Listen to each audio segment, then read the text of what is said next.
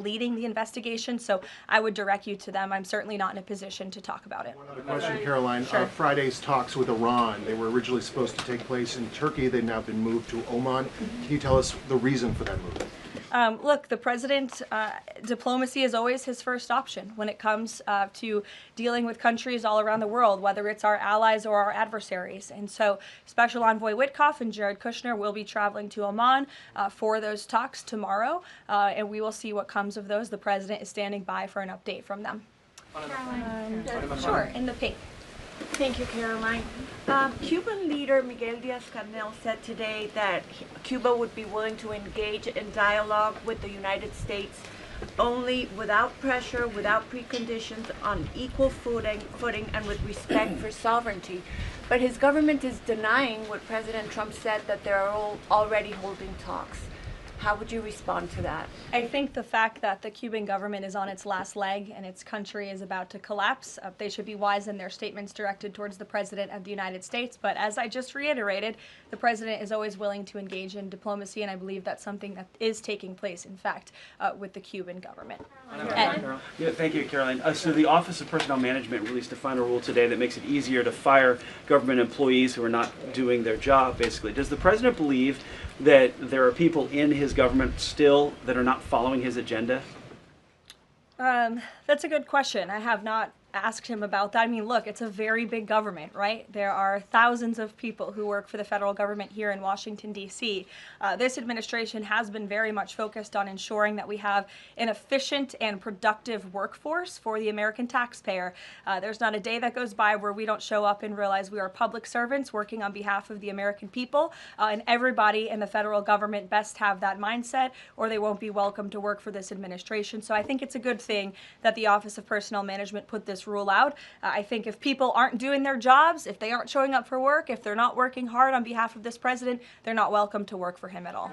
The New York City mayor is dealing with a $12 billion budget deficit. If he texted President Trump, would the president bail him out? I'll leave that answer to the president himself, Ed. Kristen, go ahead. One more follow-up on Karoline Gabbard.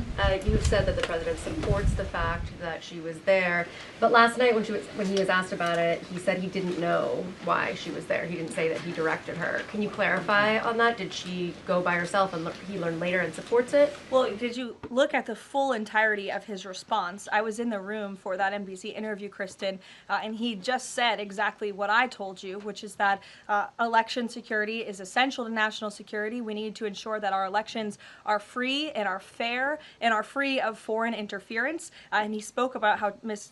Tulsi Gabbard is involved in that effort. So you're taking like the first three words that he said to one question and not looking at his entire response. On what you said about foreign interference, you talked about 2016 and Russian interference, but what we've learned from these Georgia officials is what was seized by the FBI were ballots from 2020 in this Fulton County election center. Do you have any evidence that there was international interference in the 2020 election in this election center? What I do have evidence of, and what the media seems to be undermining, is why Tulsi Gabbard is there in the first place. And I would point you again to federal law that clearly assigns the DNI and the office with the statutory responsibility to lead counter intel matters related to election security.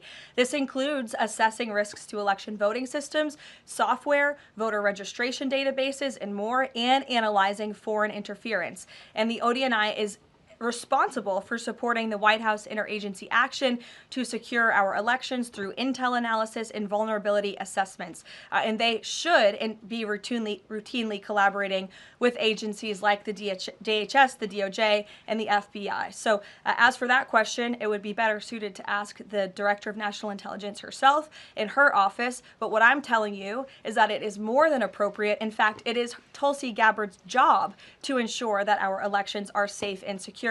And that's exactly what she's been doing on the ground in Georgia. And I don't understand why anyone in this room, considering you're all American citizens, I believe, and like to vote in our nation's elections, should have any problem with that whatsoever. Now, thank you, Karoline. The president said that the administration should take a softer approach on immigration enforcement. He's also suggested for months that some migrant workers should be spared from these raids based on what they're doing. Is the administration going to continue to conduct large worksite raids as it seeks to target violent criminals? And can you clarify, is